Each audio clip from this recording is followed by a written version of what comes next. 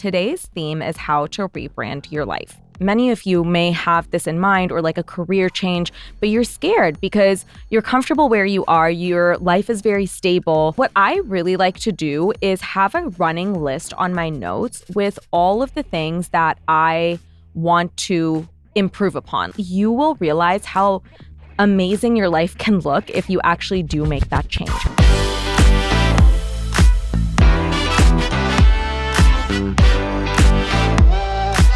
Hello, friends, and welcome back to another episode of the Dream Bigger podcast. So today I am back with another solo, and I am following the same series, which is Level Up Your 2025. And today's theme is how to rebrand your life. So this episode is relevant for you if, you kind of feel like stuck in life. Maybe you don't know how to progress or like where you want to go from here. Maybe you're wanting to change, but just don't know how to do it. You don't know where to start. You feel kind of stuck. You also feel like you are perhaps in a place where you are kind of paralyzed from not being able to take action. And the reason I wanted to do this episode, guys, and give you guys very tactical tips is because the other day I had asked you to send in topic suggestions for a solo, and so many of you guys had asked about how to start to make decisions to move forward in life. Like, what were the things I did? What were the things that I've done that have kind of shaped me as a person? So I'm very tactical in terms of how I approach these things. And I've also been very intentional about how I've kind of progressed my life. Also, I will say that both Nish and I think that this is why our relationship and business partnership works so well, is that we are both extremely committed to being better every single day. Like, I can confidently say that, I'm a better version of myself today than I was yesterday, and, better than the day before, et cetera, et cetera. And it's something that Nish and I are both extremely committed to, and it's a very deliberate commitment. So I hope that with this episode, I can give you the tactical tools required to also make a move in that direction as well. So we're going to dive right into it. First things first is, I think, figure out what it is you want to work on. So here's the thing. What I really like to do is have a running list on my notes with all of the things that I want to improve upon, like things that may be bothering me. So what I like to do is, on my notes app on my phone, I have a running list of everything that's either bothering me or things that I can optimize on.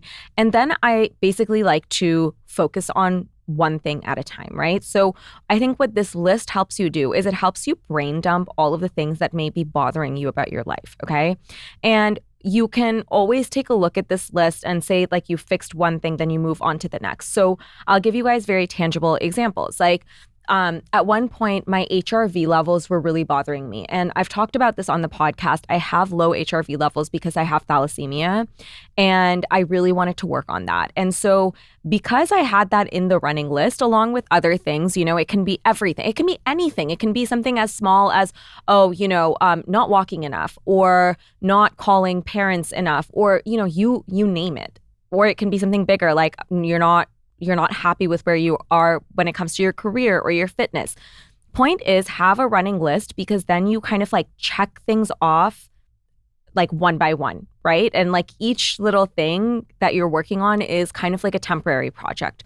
So once you figure out what it is you want to work on or change, you then get clear on why. So there's certain kind of prompts or explorations that I like to do in order to get very clear on my why. And the reason is, guys, that I think that it's very difficult to change unless you are really, really clear on why it is you want to change and actually be bought into that on a very deep level. Like, you have to understand why it's so important to you, because if it's not important, then fact is that change is never going to be sustainable.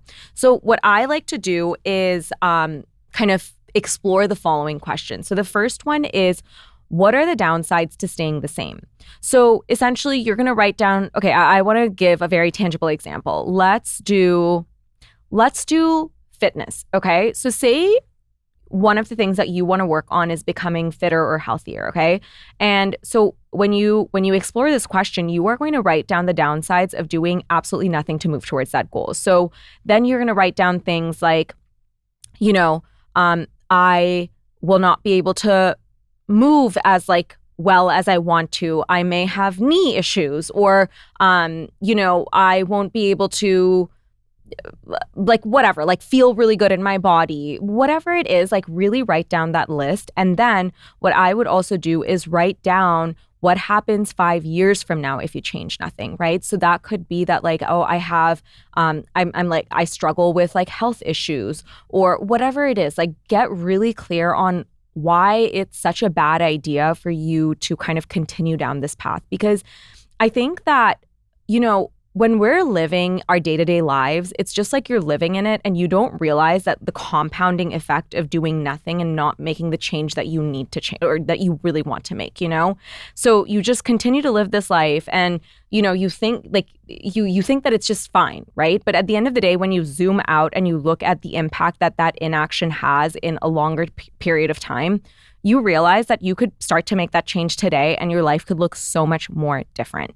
And then after that, what I like to do is write down the risks associated to making the change. So the thing is that oftentimes we don't want to make a change because the way that we're built, we're wired to be comfortable and protect ourselves, right? And so anytime there's a change, it's almost like a threat, and it's so foreign to who we are as people at this moment in time. So like that's why it's, I think, difficult sometimes to change the way that you're doing things because we're so used to being comfortable and wanting to be comfortable. So, if it's fitness, for example, I'm going to have to take out all this time to go for walks, or I have to now find a gym. And what if I join the gym and I don't know what to do? Like literally write down all of the risks or the downsides to actually making that change. And you'll see that like the risks are probably of making that change probably are so little compared to the risks of doing nothing. Does that make sense? Because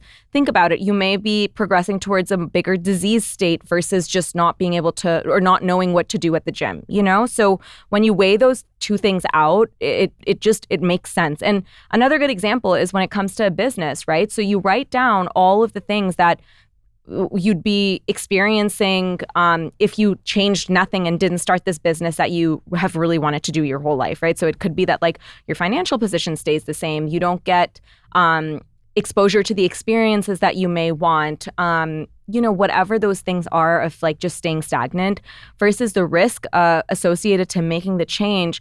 Of course, there's some risk associated to it, but that's when you get to the next part, right? So what happens if it actually works out? So list out all the ways that your life will look different. So I think what this does is gives you a really clear picture of why you're taking those risks and what it results in. So, for example, when it comes to starting a business, right? I'm giving you guys this example because I know that many of you may have this in mind or like a career change, but you're scared because you're comfortable where you are. Your life is very stable. Maybe starting a business or a career change is at the back of your mind, but you're a little bit scared to do it. Well, list out what your life would look like if it does actually work out. So it would be, okay, like, you have a successful business, you're able to impact so many people's lives, you have access to friends and acquaintances who are really inspiring to you, your financial position is so much better,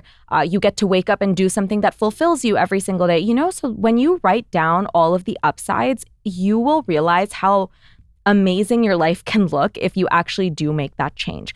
And then describe a day in the life of the version of you who has successfully made this change. So let's again think about someone who has started a business. So if you describe a day in the life of someone who has started a very successful business, like the version of you who has started a successful business, you'll see that like that life looks quite different from where you're at right now. And that feels really exciting.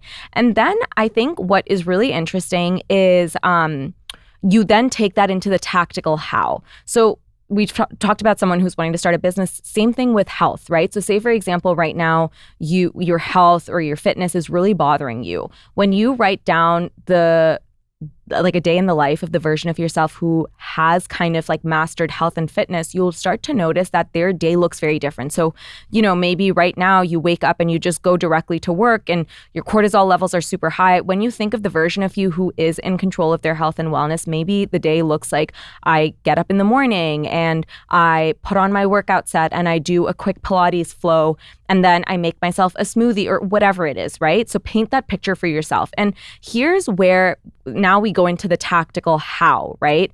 And how this describing a day in the life of that version of yourself goes into the how is when you describe that day in your life, you will notice that that version of you has very different habits than you currently. So when I think of the version of myself who like prior to starting Array, that version of myself was so different than who I am today, okay? My daily habits are different. My day is scheduled differently. There's so much that I've done to kind of become this version of myself. And I think what that will do is once you start to identify like what are the daily habits of this version of you, then you can start to implement those habits for yourself. And then you start to bridge the gap between this current version of you and the version of you who you actually want to be, if that makes sense. And then from there, so once you've figured out what the daily habits are of this version of you, then you can pick 1 to 2 habits at a time and kind of start to implement those 2 things, right? Or 1 to 2 things. So, if it's like, let's go back to health and wellness. And I give you guys these examples because I hope, it'll help you apply it to whatever goal you may have, right? So say it's health and fitness and the goal you set for yourself based on the habits of this ideal version of you is walking X number of steps every day, or walking when you wake up and walking at the end of the day, or walking after every meal. Then you pick that habit and you just start to do it every single day. And then from there, you then pick another habit, right? You just add on to it until you feel like that department of your life is well handled, right? And as I said, like when it comes to that list that you wrote down right at the beginning, at one point you'll start to notice that that thing, like that big project, is now on autopilot. Like right now, I don't have to ever think about my health and fitness because I'm in a good place and I know it's handled. At one point, when I graduated from college, my God, I was in the worst shape of my life. I was so unhealthy. I had the worst eating habits I'd ever had. I was barely moving. At that point, I had to make that really conscious decision to shift health and wellness for me as a whole, right? And so now that's on autopilot. So it's like I've moved on to the next thing, right? And it can be something as granular as HRV for me, or it can be something larger, like a bigger project, like starting a business, fixing your health, maybe getting into a relationship. I mean, you can pick making more friends. Like all of these things are very, very tangible goals. Now, what's really interesting is when you start to implement a new habit that maybe you're not familiar with, I think again, you can face a roadblock of not being able to do it sustainably. So I really have found that romanticizing those habits is what makes them stick. So I'll give you guys an example. I was someone who was not very financially literate for my personal finances for a very long time. I would say for the bulk majority of my 20s. And the biggest issue that I had was I didn't want to even, I wouldn't even look to see what I was spending my money on. And I think a lot of people can relate to this.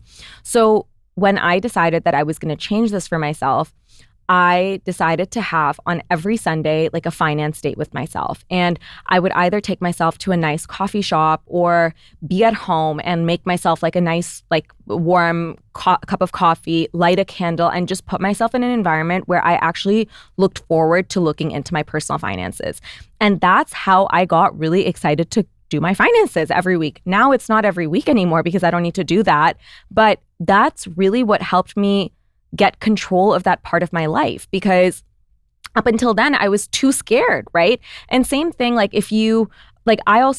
talked about this before, but I love the app YNAB, and I really like it because it allows you to kind of see where you're spending your money. And that app, I really like it because the user interface is really amazing. So it has like little emojis that like it makes you like, it just makes me happy to open that app and like see where everything is going. And then obviously it makes you like also so conscious of where your money is going.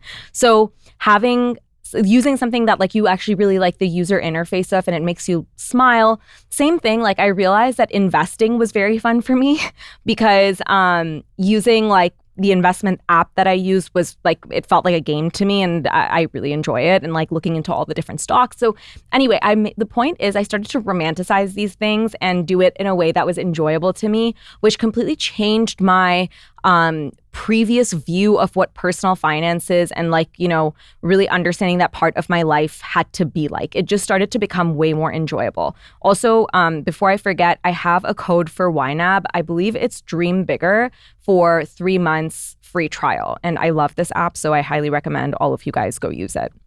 So the romanticization is really important. Another really good example of this is when in college, I was not a morning person, okay? I was, in fact, the furthest thing from it. I refused to take a class before 12 p.m. because I would not be able to get there on time, okay? It was a disaster. And now I'm the biggest morning person. So when I decided to make that change, I was like, okay, I'm going to romanticize my mornings by like having a coffee ritual.